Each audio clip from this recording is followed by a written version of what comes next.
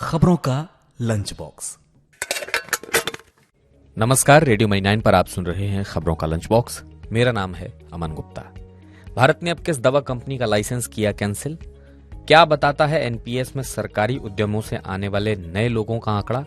और गैर बासमती चावल के निर्यात पर लगे बैन का क्या हो रहा है असर, बताएंगे आपको। और इसके अलावा भी बिजनेस फाइनेंस से जुड़ी कई और खबरें हैं। तो शुरू करते हैं खबरों का लंच बॉक्स। भारत सरकार ने उत्तरी पंजाब राज्य में स्थित क्यूपी फार्माकेम लिमिटेड के मैन्युफैक्चरिंग लाइसेंस को किया निलंबित। अप्रैल में मार्शल द्वीप समूह और माइक्रोनेशिया में भेजे गए कफ सिरप में मिलावट की रिपोर्ट के बाद उठाया गया है ये कदम।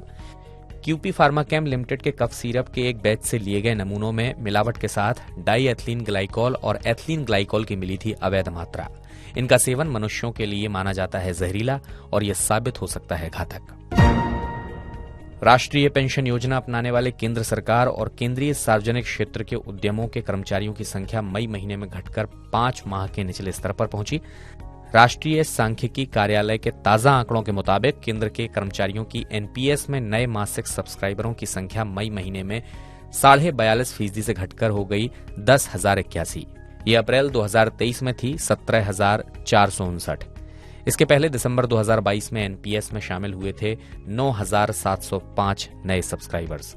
इससे सार्वजनिक क्षेत्र में औपचारिक रूप से नई भर्तियों में कमी के मिलते हैं संकेत। दुनिया पर दिखने लगा है भारत के गैर बासमती चावल के निर्यात पर लगाए गए बैन का असर। सबसे ज्यादा असर दिख रहा है अमेरिका में। अमेरिका में डिपार्टमेंटल स्टोर पर चावल की खरीद अचानक से बहुत ज्यादा बढ़ी। यहां रहने वाले भारतीय और दूसरे एशियाई देशों के लोग स्टोर करने लगे हैं चावल। इसे देखते हुए डिपार्टमेंटल स्टोर्स ने चावल की राशनिंग की शुरू। यहां एक परिवार को चावल का दिया जा रहा है एक बैग। कई स्टोर्स पर तो खत्म हो गया है चावल। भारत से चावल का निर्यात बंद होने से अंतर्राष्ट्रीय बाजार में बढ़ने लगे हैं चावल के दाम।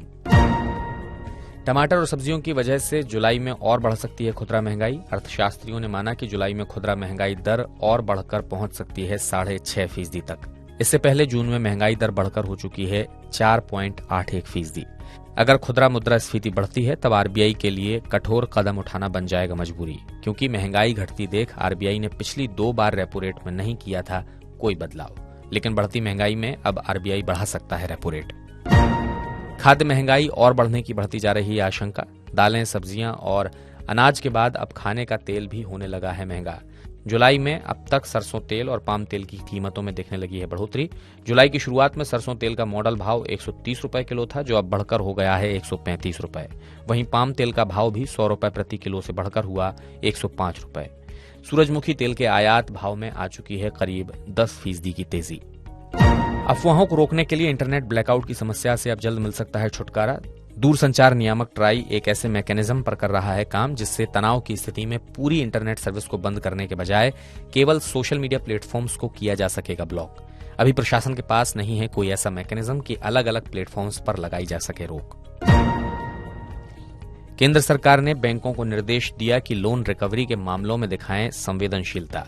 बैंकों को सरकार ने दी हिदायत कि लोन की रिकवरी के लिए न उठाए जाएं कड़े कदम। वित्त मंत्रालय निर्मला सीतारमण ने कहा कि उनके पास इस संबंध में पहुंची हैं कई शिकायतें। कुछ बैंक लोन रिकवरी के लिए अपना रहे हैं कठोर और निर्मम तरीके।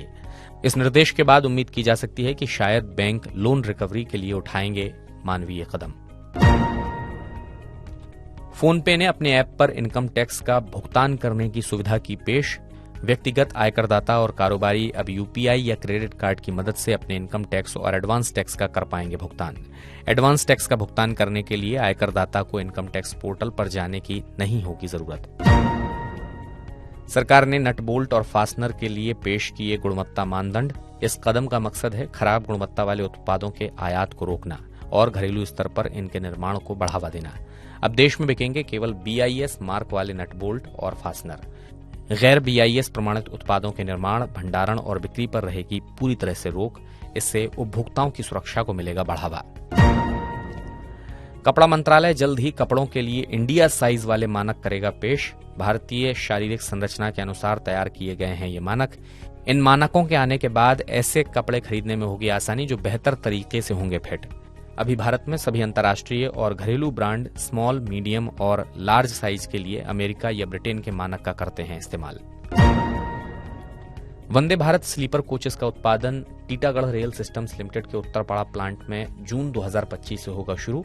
टीटागढ़ रेल को वंदे भारत स्लीपर ट्रेन के 80 सेट बनाने का मिला है ठेका। वंदे भारत स्लीपर ट्रेन अभी चल रही मौजूदा वंदे भारत ट्रेन से होंगी बिल्कुल अलग।